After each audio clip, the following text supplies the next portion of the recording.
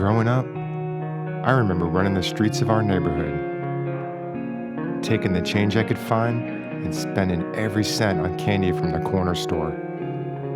I remember renting a movie from the video shop every Friday night, and the owner knew us by name. Bumping into mom's hairdresser or car mechanic was common at the market. Before technology's rapid advance, the sense of community was strong. One thing that hasn't changed is how small businesses affect our daily lives. Culture, loyalty, and a sense of community are all things we value in a small business. And without them, our community begins to fade. But we could change that. We can bring back our childhood memories and create new ones for our children, starting with our communities and those who support them the most. And my name's Ed Stork, and this is The Local Lift. I knew I wanted to run a music venue back in 1997. I had got my first job working in live music at a venue in State College, Pennsylvania called Crowbar. While I was going to school as a criminal justice major with a minor in sociology, I was making money by doing that. So I thought, let me put out some resumes and see what I can do. I was hired by the Masquerade in Atlanta, Georgia, as their general manager at a very young age of 23, I believe. And at that point, I knew that that was going to be the best paid internship that I could have, and that at some point I would be opening up my own business. Crowbar here in Ybor City opened up in 2006. I would say somewhere around 2000, probably a few years ago, probably somewhere around 2017. I feel that we had been really reached the success I wanted us to reach, because touring bands that were coming through the venue, I started hearing them for the first time tell me things like, "We are so happy to play this room. When I was younger, as a kid, I would dream about touring. And when I would look at the routing, Crowbar would always be on there. And we would, be thinking someday I'm going to play that room." And now I hear that regularly. But when I first started hearing that 3 or 4 years ago, it really blew my mind.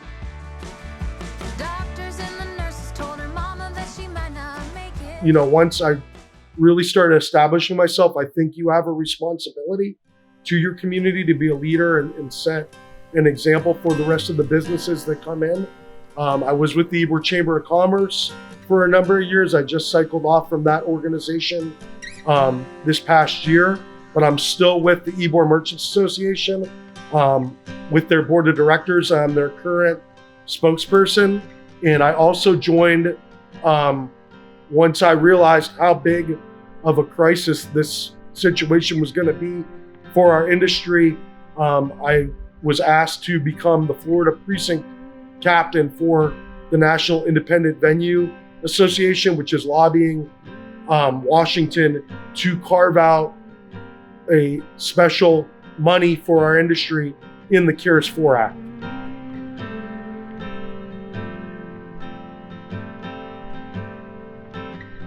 The turning point that I knew that Crowbar would have to close its doors was Sunday, March 15th. It was the last night we were open. Amy and I were actually at the Publix downtown, and we were doing some shopping, and we saw that announcement in real time. And I had told her, I'm like, this is it. We're going to be shut down for a while. And people in the Publix were kind of because like I said, the announcement, people were getting notifications on their phone. I think he had just announced that they didn't want people gathering in groups of more than 10 people. And people were very frantic inside the grocery store, and it was causing a lot of anxiety. And I had immediately sent a text message to my bartender, Christian Lozada, he was getting ready to open up for our weekly happy hour. And I told him, don't open. And I just, like I do with most things, I just made a quick decision and expected it to be, that's what we're doing and that's it. And when you have crisis situations, you have to do things very quickly. And we didn't really have time to think about it. I just made the decision and then we got to work with what we were going to do going forward after that.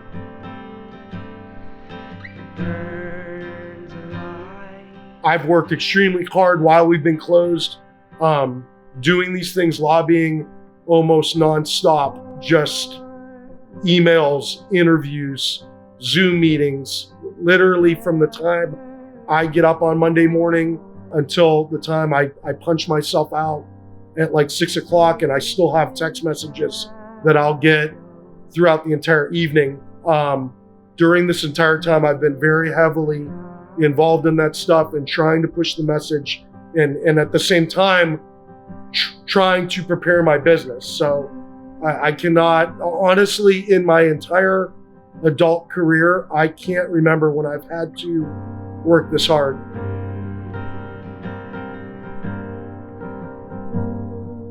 Our entire community is made up of small business owners, and we're a very tight-knit community out here. We try to look out for one another and protect one another.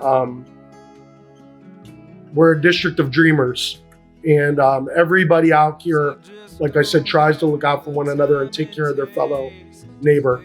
So I think we're very close, and that's another reason why this is so tough right now, because your concern is not only for your own business, it's for all your neighbors around you. We've forged very strong bonds over the years. And a lot of people consider Ybor City the heart and soul of Tampa, Florida.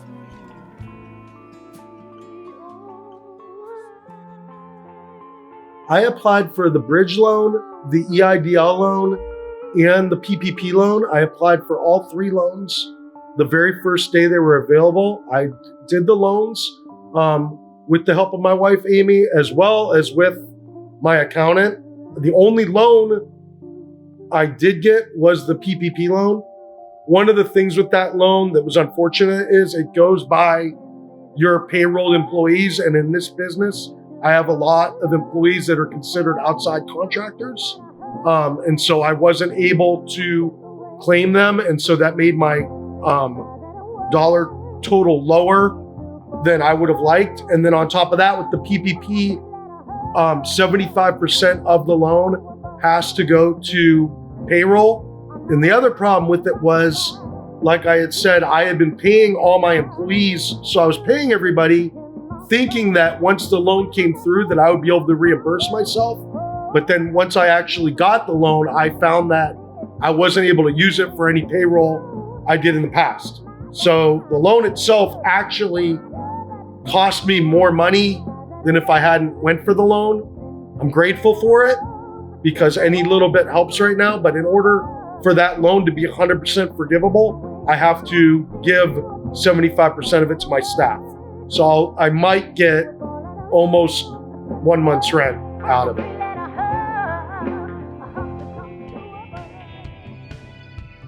My cost to stay closed has been 70 grand between the dates of March 16th and June 1st.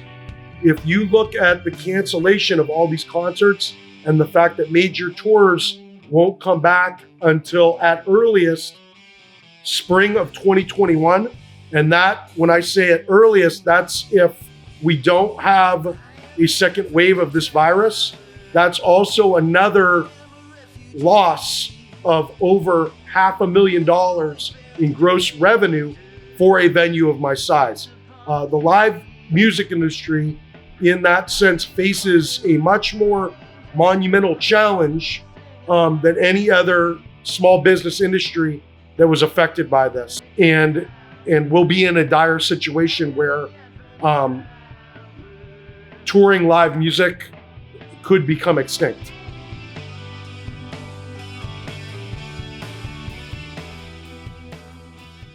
It's really easy to tell somebody, oh, get another job. When you have thousands and thousands and thousands of people that their business model is gone, I mean, I just think we're and a $1,200 stimulus check is not going to cover anything for any of these people. We have a real crisis on our hand that people need to make the people in office that are making these decisions, make them understand, allow them to be empathetic. And if enough voters go to these people in office and tell them that this is an important issue to them and they won't vote for them when voting comes around again and they have to worry about their job security, then maybe we can get this point across so we can protect these people all around the country that need it so badly right now.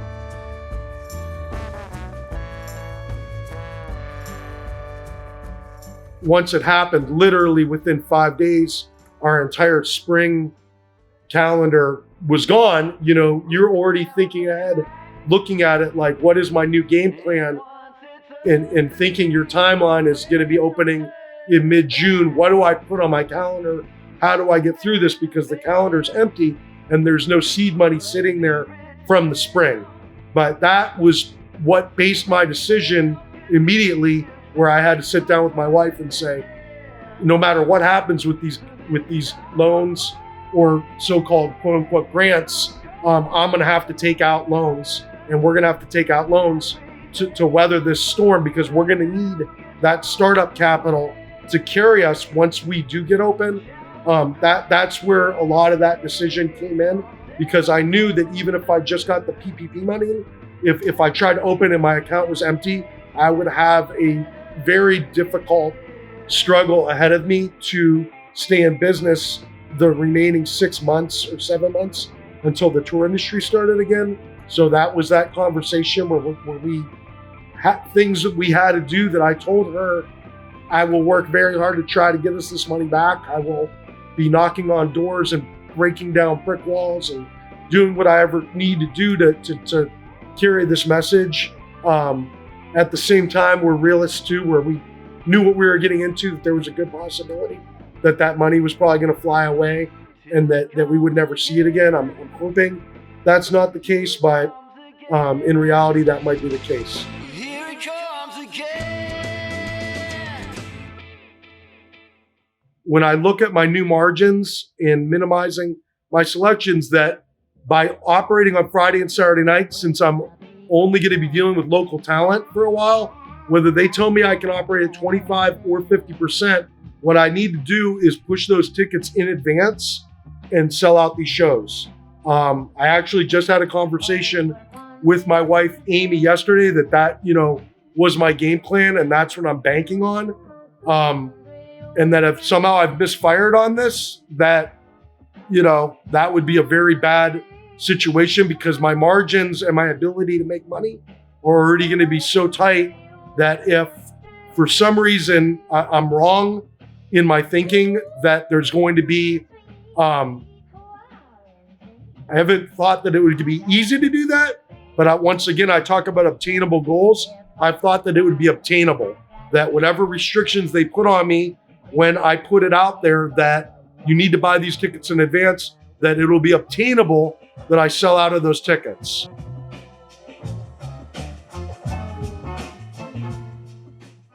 The only thing I would like to say to my community and to our customers is that I love them. I appreciate their support. This has been a very long road. This has been unlike anything I've ever dealt with. It's been very difficult. I've never tried to sugarcoat anything when I've talked to anybody. But I do believe that, there's a greater thing here going on than just my personal story. And so I think it's extremely important that people look to their legislators and let them know that small business is extremely important to them. There are many, many people that are suffering from this. There are many businesses that are suffering from it and people that are suffering from it that, if we lose 25% of these businesses around the country, think about how many employees, career bartenders, career servers, that is going to displace. My name is DeGeorge, and I am the owner and operator of Crowbar here in Ybor City, which is a historic district located in Tampa, Florida.